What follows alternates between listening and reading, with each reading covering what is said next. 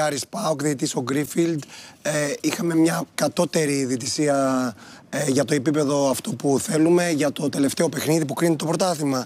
Μέσα στα πρώτα 15 λεπτά δυνατούσε να πετύχει σωστή απόφαση. Ενώ στο πρώτο λεπτό έκανε ένα σημαντικό λάθος, δίνοντας μια κίτρινη κάρτα στο Μιχαηλίδη σε μια προσπάθειά του διώχνοντας την μπάλα. Ο παίκτης του Άρη είναι αυτός που κάνει προβολή και θα έπρεπε να δοθεί φάουλ υπέρ του Μιχαηλίδη. Στον πειθαρχικό έλεγχο παίρνει κάτω από τη βάση.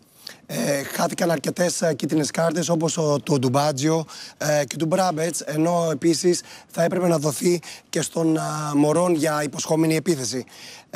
Θα πρέπει να πούμε ότι στο 24ο λεπτό δεν δόθηκε πολύ σωστά πέναλτι υπέρ του Μωρόν. Η επαφή με το Σάστρε δεν έχει κάτι το αντικανονικό, ενώ η ίδια περίπτωση είναι και στο 35ο λεπτό, όπου ζήτησε πέναλτι ο ΠΑΟΚ. Δεν υπάρχει κάποια παράβαση πάνω στο Μιχαηλίδη.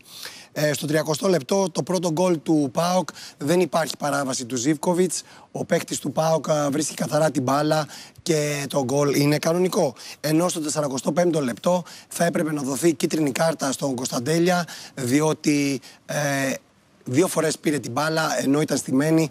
Θα έπρεπε να δοθεί κίτρινη κάρτα για καθυστέρηση.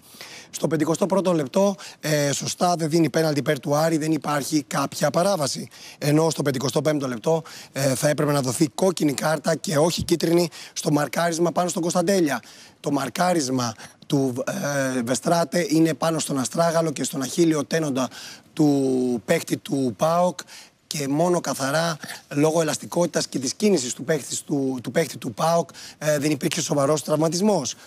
Μεγάλο λάθος και του διαιτητή ΒΑΡ, ο οποίος θα έπρεπε να καλέσει τον Ισραηλινό διαιτητή να δει ξανά την περίπτωση αυτή.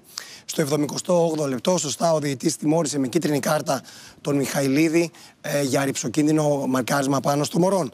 Ο βαθμός του διαιτητή στο 6, στο 0,7 ο βαθμός δυσκολίας, ενώ στο 7,8 ο βαθμός του διαιτητή ΒΑΡ.